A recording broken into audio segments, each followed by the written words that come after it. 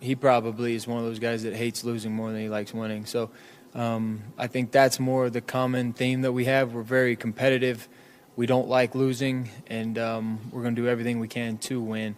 And because of that, you're going to get that competitiveness, you're going to get that drive, you're going to get the details, you're going to get the little things, all to not, avoid the loss and, pick up a win no matter what it looks like. Yeah, welcome to DMac SMaK, and that's the theme of today. We'll get to Jamal Murray's unbelievable performance in just a second. But when you talk about Sean Payton and what he brings to the table, his meticulousness can drive you nuts, but it also can result in great, great things. We'll hear from Sean Payton, Cortland Sutton, Pat Surtain. We'll also get into the Chris Paul, Giannis sort of stuff with DeMarcus Cousins with one of the more backhanded compliments for CP3, and your moment of zen with Marcus Mariota. All to come here on DMac SMaK, which is brought to you by our great friends at Journey Spice. We love Journey Spice. We love you, Journey Spice, and you can use this QR code right here. Save yourself 10% using the code GETSPICY. It's organic. It's delicious. Singles, doubles, quads, and great packaging, too. And Andon and Rosa, just a couple locals, got a new packaging machine. Look at how beautiful this thing is. So they're going to get you your Journey Spice for the holidays. What an incredible gift it would be. It's Journey Spice for the win. I love you, Journey Spice. More on Journey Spice in just a little bit. But you can't do any. If you like this and you like anything we're doing on Altitude, in all honesty, do yourself a favor. Buy yourself some Journey Spice and get some for the holidays as a great Christmas gift.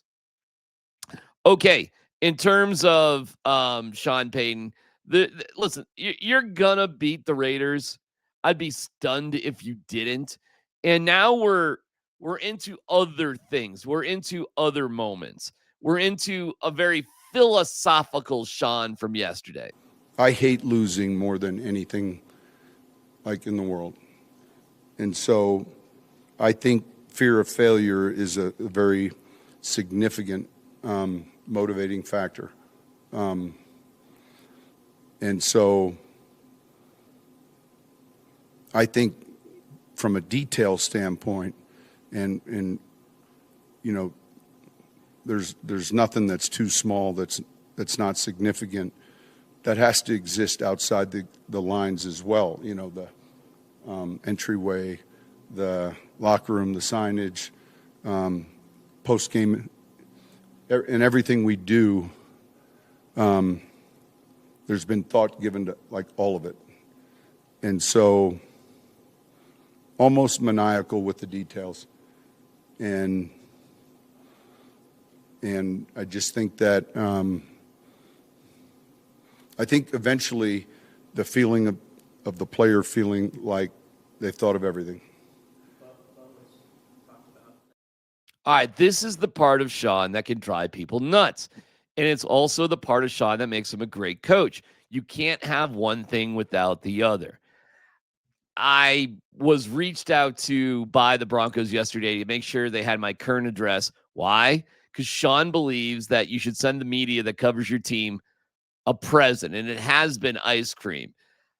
Now, I don't have a personal relationship with Sean. I think it's a heck of a gesture, but there's no, real need for it. I'm grateful and I'm thankful I'm on the list. Thank you very much. But it's an example of the meticulous nature of Sean Payton. He believes it's the right thing to do something nice for the media that covers you on a regular basis. I think that's actually great. No other coach in my 30 plus years of covering the NFL has done that. I'm not aware of anybody. And Sean doesn't even really do it personally. He has the Broncos PR staff do it, who are amazing, by the way. And whether the Broncos have been up and down, Patrick Smythe and Eric Schubert and their crew, Tyler Gorse, Megan, Emma, they're wonderful, wonderful people. And I am grateful to be part of that loop. I just laugh that Sean just checks a lot of boxes. It's like, we have a smoke machine and we have a music machine because we win and we're happy. Check. The signage in the hallway is correct. Check. We have a 2-minute plan for the Raiders. Check. Did DMac get ice cream? Check. You can see where it could possibly drive people nuts. If you treat everything on the same exact level, okay, that is a little maniacal. And don't forget, we heard Sean a couple years ago talk about death gripping the steering wheel outside of a sushi restaurant in the parking lot after beating the Packers because they didn't perform as well as they want to. I mean, Sean, by his own admission, isn't a guy who's always in a great mood. You know me well enough. Like, you're never going to hear me say I feel great. Right? And so I feel like we have our next challenge. Okay, so where do we go here with this? I hate losing more than winning. Bo? That's a deep question. I don't know. I think I really enjoy winning, and that's why I hate losing. Listen, man, Bo's the guy that's got to deal with this the most when it comes to Sean. Thank goodness for me. I feel like all my head coaches have been pretty detail-oriented. That's why they've gotten where they were. Coach is very detailed, very specific in what he wants, and so it honestly makes it a little bit easier playing for him because you know what he wants. He's going to explain it to you, and then as a player, you just got to do what he's asking of you. And if you mess up, you're just going to run it again, and nothing to it. Just do it again, fill it out, and make sure you get it right, and then we'll move on to the next one. So it's a really important thing, I think, for the details to be important. And if the details are important, no matter big or small, you're going to have a good detailed team. All right, so Bo's dealing with it the best that he can. It probably is a difficult challenge, but it's working. It is absolutely working. And Pat Surtain knows the vibes in the building are a direct result of it. Yeah, I sense it. It's sort of the new motto for the building, for real. Winning is at an all-time high in this league, and to be able to win games, especially winning 9 straight, now I think that's pretty big and huge for our confidence moving forward. And obviously we got big goals and aspirations ahead, and every game is not going to be easy. You know what I mean? I think Washington, they gave us their best shot, I believe so. But to be able to come out there with a victory, it just builds more and more confidence, and make us be very optimistic for the future of the season. This doesn't happen without the meticulous nature of Sean Payton. And whether it drives people nuts or not, it probably, Sean would admit, it drives him nuts. It doesn't matter, though, because it is working. The question, obviously, is how sustainable is that if you just drive everybody crazy? I'll tell you this. When you're winning for the first time, it's fine. It's can you sustain that over a period of time? So right now, hey, no problems whatsoever. In fact, it's actually a huge positive. And it's one of those things that I think that it trickles down into the temperament of the team, of understanding, what the expectations are. None of us like to lose, but when you understand that the head man really doesn't like to lose, and he feels like we prepare each week with the opportunity to go out there and be successful. So, I think that the biggest thing is just understanding that he wants the best for us, which ultimately, we all want to win, and he just wants to be a winner. That's the bottom line. And have fun. We have a smoke machine. It's Sean Payton, man. And he admitted, like, they had to kick him out of Fox. Like, he just wanted to be there all day. He hated his year in TV. Hated it. Because there's something great about being miserable. You know me well enough. Like, you're never going to hear me say I feel great. Right? And so I feel like we have our next challenge. He doesn't want to feel great. He wants to be miserable. That's what he loves doing. And that kind of meticulous nature results in winning. It just does. It does. And you can see with somebody like Sean, and this is why Bo Nix is actually a perfect quarterback for him. And I'm sure it's difficult for Bo to work with Sean on. I'm sure it's difficult for anybody to work with Sean, or frankly, never mind Sean, anybody who's like Sean as a manager would naturally drive people crazy. There's no doubt about it. But look at the other end of the spectrum with Nathaniel Hackett, who's complete laissez-faire. We're only going to go hard, 2 practices, not 3. We're not going to practice on Thanksgiving. We're this, we're that. We're getting hammered before Christmas games because we're all going to get fired anyways. I mean, Russell Wilson can just do whatever he wants. I'll never forget after a game, another disappointing loss with Russell Wilson and Nathaniel Hackett. Like, Russell Wilson is sitting in his locker and Nathaniel Hackett's going to him. That's not the way it should be after a game. Never saw Gary Kubiak do that. Never saw any coach do that in 35 plus years of covering the NFL. But no, I got to go to you, Russell Wilson, because you're holding court about blah, blah, blah, blah, blah. Not the way to go. Gary Kubiak knew what he wanted. Mike Shanahan knew what he wanted. Great coaches have a way of probably driving certain people they work with nuts, and that is not a bad thing. That's not a bad thing. It's funny, too, because Sean gets caught up in all sorts of weird sort of language that I'm not even sure what the hell he's talking about. Let me give you an example. The importance of the cornerback position, and look what he compares it to. Well, it's a premium position. It's a premium position because it's like it's hard to find in free agency. It's hard to find on the waiver wire. It's hard to, they're not of abundance. You with me? Yeah. It's not like Atlantic salmon. What? So I guess we can get Atlantic salmon anytime we want. We're talking spawning now. How about this? How about this story from when Sean coached 6th grade football? That's the Bounty Gate stuff. And they made a movie, Home Team, on Netflix. Know your Sean Payton history.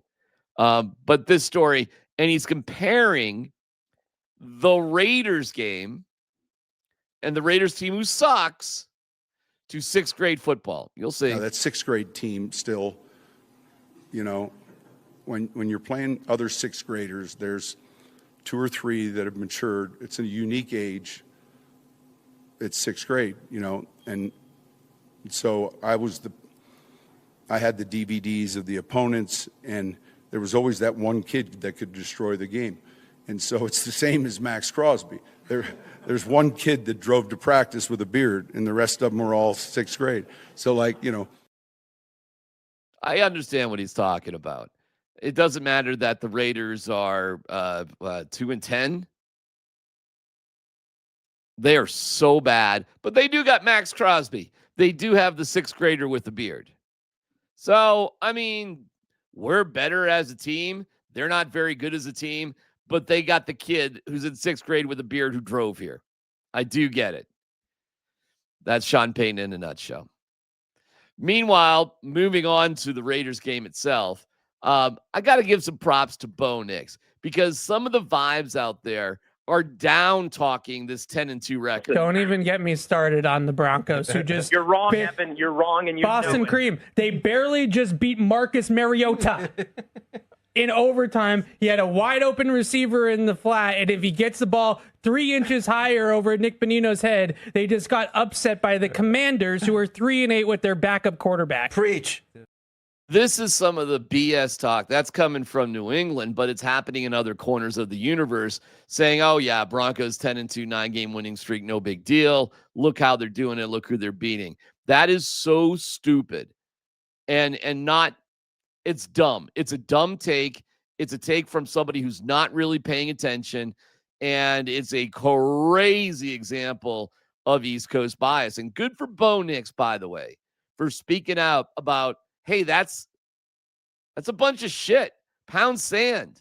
10-2 is 10-2. The worst thing you can do is let other people tear down a 10-2 record, whether it's saying you don't play anybody or, you're just relying on defense or whatever negative somebody's going to put on a positive. It's always going to happen, and we don't really worry about it. We're just excited. We know we've come a long way. This franchise and organization has had some great years, and then went into a little lull there for a minute, but then, it just takes a couple guys. We get it back on track, and all of a sudden we're 10-2 and right where we want to be. Couldn't agree with Bo more. And good for you, man. Up yours. Ciao to heads. The rest of the national media. You think the Patriots record is like more impressive? No, they're both impressive. They're both impressive. And yeah, I do think style points do count against the Raiders, who are so bad. And if you want to say, well, you barely beat the Raiders last time, 10-7, dude, give me a break. Context does matter. Short week, incredibly windy night. It was just different. You ain't getting those conditions on Sunday. Allegiant Stadium has no wind. It's great turf. It's going to be a home crowd, and the Raiders will give up. The Raiders do dumb Raiders things. They always have. They always will. They suck. They have an unimaginative offense that barely puts up 15 points per game if they're lucky. I got the Broncos winning 30-10, and it could possibly be worse depending on how many possessions the Broncos actually get. Meanwhile, if you do need to be clutch, I'll take that. I'll take a great defense and a clutch offense. I may take that more than a mediocre defense and an explosive offense. That's what the Broncos had in 2013. And yeah, they did get to the Super Bowl because, again, when you have a great offense and a mediocre defense, the great offense can win out. But it was humiliating to see what the Seahawks did to the Broncos in 48. Hated that. Hated all of it. Having a clutch offense and an extraordinary defense, that can be more important. I think a little bit of both. I think a little bit is the competitive spirit you're born with, but also just the I've been through several situations having to be down at the end of the game. I've won some, I've lost some, and this year we just happened to win them more than we've lost. So I think it's something that you can sort of build on over time. You learn how to not lose. You learn how to not beat yourself. And you just learn a little bit of how to control the controllables and control the jitters when you get down at the end of the game. And, I would say my first few times in high school when you have to go on a 2-minute drill and you haven't really been comfortable with a 2-minute drill before, you've never really done it, you don't really know what you're doing, that can be a little bit more nerve-wracking than now. It's where you've done it so many times. And I've been in both winning situations and losing situations in that, situation in the final few minutes of a game. So now it's just another drive, and you know what they're going to do, and you just got to go out there and find a way to score. So it's just a belief, I think, that you've done it before and you're going to be able to do it again. I love it. Absolutely love it. Good for the Broncos. Good for Sean Payton. Good for Bo Nix, man. I love it. And kicking the Raiders' ass on Sunday is going to be incredibly enjoyable. One of the most efficient, best scoring nights ever happened last night with Jamal Murray. We'll get to that story in a second. There's a world of flavor out there, and to find it, you have to take the journey.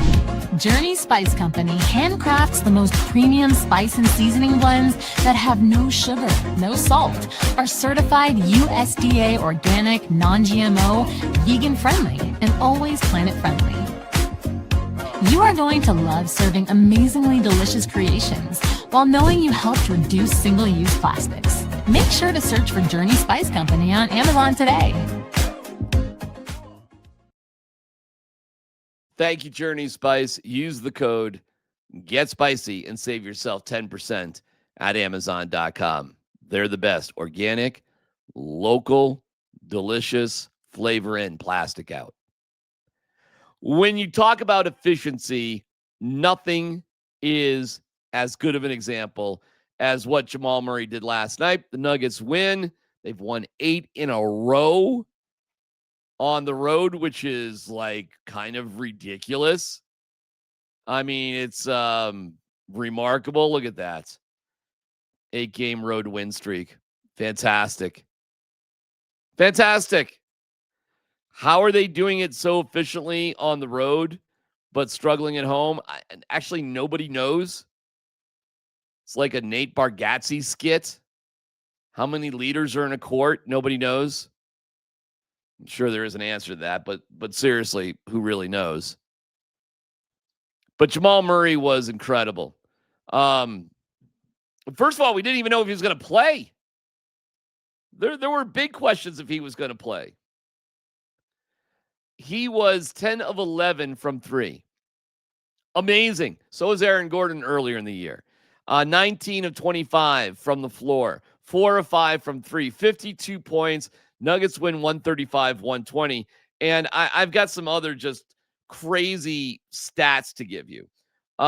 He's the second player in NBA history with 2 50-point games with a TS percentage of 95% or better. Okay. It is the third time in NBA history where a team has had 3 50-point scorers in the same year. The 61-62 Lakers, Elgin Baylor, Jerry West, Rudy LaRusso. 2018-19 Warriors, Curry, Thompson, Durant, and now your 25-26 Nuggets with Yoke, Aaron Gordon, and Jamal Murray. But the efficiency is what this is all about. 3 of the 13 most efficient 50-point games ever come from the Nuggets with Jokic, Murray, and Gordon. And his efficiency last night was the best in the NBA this year and one of the best in NBA history. Only twice in NBA history has a player scored 50-plus points and made 10-plus threes on 90% three-point shooting. Both were Nuggets players this year, Aaron Gordon and Jamal Murray. I mean, it is just incredible what happened from not playing at all to we're hitting the blue arrow, which hasn't happened in forever. Look at this. I got you with the blue arrow. Jamal with Katie after the game. All right, Jamal, you were questionable coming into this game with that right ankle sprain. You have 52 points, a new season high for you. How did you get to that unstoppable place that you got to? Honestly, I was good from the start. Warm-up was good. My mental was good. Body felt great. So, I just had to roll in all game. 10 of 11 from 3. What led to that efficiency? Some good screens. I had my shot going all day, honestly, from the warm-up until now, so it was really nice. Why'd you throw the blue arrow? Because I had a little man over here telling me go get it. He said I'd be the GOAT if I went to go get it, so I did. And I gave him my wristband and all that. So. New franchise record for you guys, 8 straight road wins. What is it about playing on the road in hostile environments that this team is thriving in? Honestly, we're struggling at home. So I think this is a great time for us to bring the energy and kind of regroup. All right, good to see you, bro. Just bring the energy on the road because we need it. We can't be flat and stuff and rely on the home crowd to get us going and all that. So, teams are coming to our house and playing really hard, and we're trying to match the energy when we go to other places. Appreciate the time, all. Thank you. Remarkable, man. Just incredible. And nobody does understand why they're so much better defensively on the road than at home. Maybe they're just a little too comfortable. David Adelman. Best version of ourselves. Because, again, I'm going to keep saying it, we're going to score. It's just what it is. It doesn't... we'll have guys in, we'll have guys out. This team can really score. They can really shoot it and pass it. And then obviously when Jamal has a night like this, I hope people understand it's not the 52 points. It's the 19 of 25, 10 for 11 from 3, 4 for 5 from the free throw line. That is insane efficiency. It's one of the most, I'm guessing, one of the most efficient 50-point games of all time. But I was, as far as the team goes, I was proud of the second quarter. We turned the game around. It was because of our defense. Okay, we'll take it. Nice win for the Nuggets. They play Atlanta, then they play Charlotte. They come home for a couple days and then go to Sacramento. We don't have any action at Ball Arena actually for about a week or so because of Mice on Ice, which I hear is great. Meanwhile, some bizarreness in terms of news in the NBA, and Giannis Antetokounmpo wants out. And whether or not that's serious or not, it's who knows. We'll get to CP3 in a little bit. But would you want to give up Aaron Gordon for Giannis? People question, well, how would it be if Joker and Giannis, would they be great together?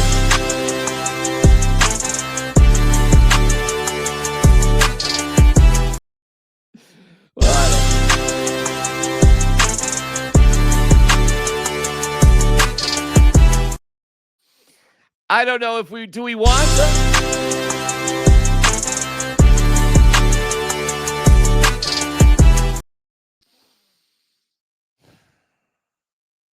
Do you have a better chance of winning a championship with Giannis or Aaron Gordon? And other things that you'd probably have to give up for that.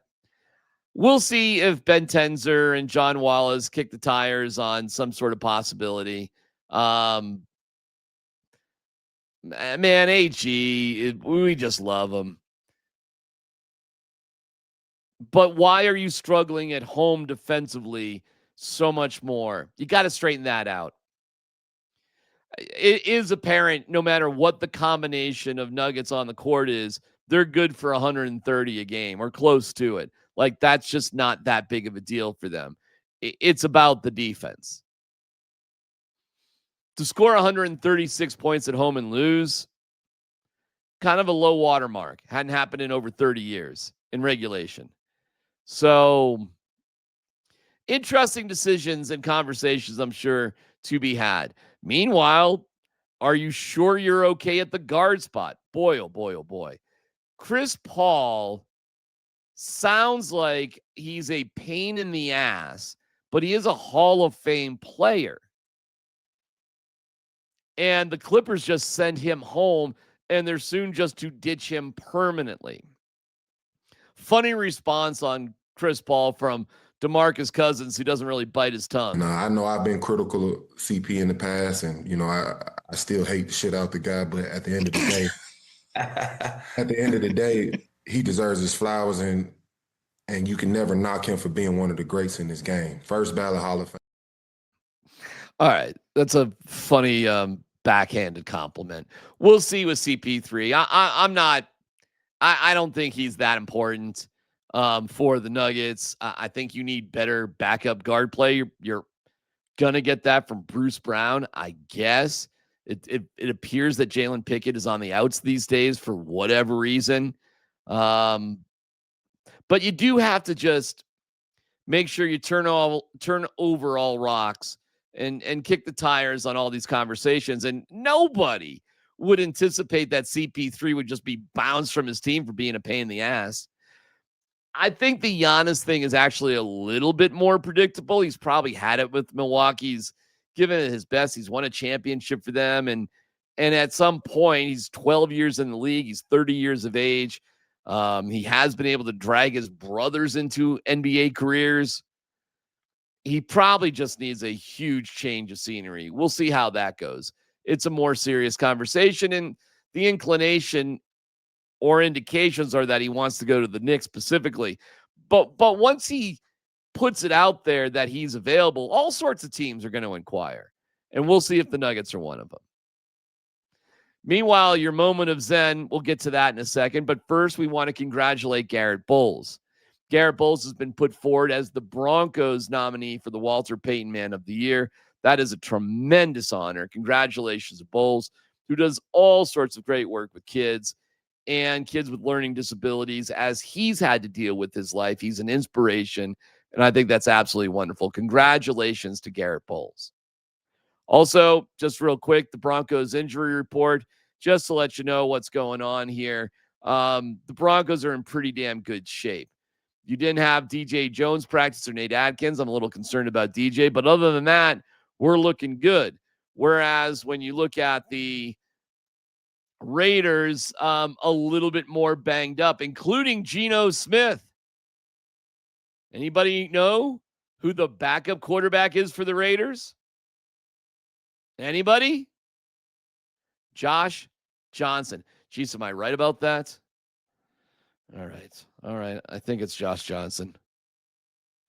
Wait, is it not? I gotta look it up real quick. I might be wrong. I'm wrong. My bad. Josh Johnson was last week. Josh Johnson was with Washington, and Trey Lance is with the Chargers. The backup quarterback for the Raiders is Kenny Pickett and Aiden O'Connell. They are terrible. They are so bad. So, yeah, Geno Smith on the injury report. If I'm Geno Smith, why the hell would I want to play, period, for the Raiders the rest of the year? And if this is just the end of my career, then, I got more years out of it than I thought I would, because I'm not that good, because I'm Geno Smith. I present to you two moments of zen today. First, this is great. Jerry Jeudy. Oh, we miss you, buddy. Because we knew in Denver, according to Jerry Jeudy, it was all the media's fault. So when he's screaming at Shedeur on the sideline, you know that's not his fault, nor is it Shadeur's fault. You know that's the media's fault. So I probably just probably talk them off camera. You know what I mean? That's probably what I would have done differently. You know, of course I'm gonna speak my mind and tell me what and say what I need, what I see out there. But you know, it what it is. Football, man. Just me and Shedeur are good. You know, stuff like that happens. You know, y'all gonna make it bigger than what it is. You know, because the media. You know, that's what y'all feed off of, negativity. You know, but it is what it is. This is the life. Yeah, it's the media's fault. It's not you just screaming at Shedeur. By the way, Deshaun Watson back at practice. The clock starts 21 days. I think Shedeur gets 2 more games. And Tyler said to me yesterday, well, why would they, play Deshaun? Of course they're going to play Deshaun. They're going to want to know what they got. They are going to know what they got. So I think Shedeur gets 2 more starts, and that might be a wrap. And I'm not really sure if that doesn't go well in the next 2 games. I am not sure what teams are going to roll the dice with Shedeur Sanders. There's problems with his feet. And if you look at quarterback analysts, they'll tell you and they'll show you. And Sean Payton, who's a smart guy when it comes to football, has said 1,000,000 times, if you get sacked a lot in college, you're going to get sacked a lot in the NFL. And that appears to be true. Bo Nix does not get sacked. The Broncos have the best protect. The Broncos have given up the least amount of sacks in the NFL. Now, they also lead the NFL in penalties, which is poor, but they don't give up sacks. And you can correct penalties a hell of a lot easier than football mechanics. No doubt about that. Our final moment of Zen comes with Marcus Mariota. We got to the bottom of how to say this guy's name. What is the right pronunciation? Mariota. I think it's been said over the years like Mariota, which is incorrect, and it's pronounced Mariota. Mariota. Yeah. All right. Thanks, Steve. Marcus Mariota. And officially, nobody is going to call him. You know me well enough. Like, you're never going to hear me say, I feel great. Right? And so I feel like we have our next challenge.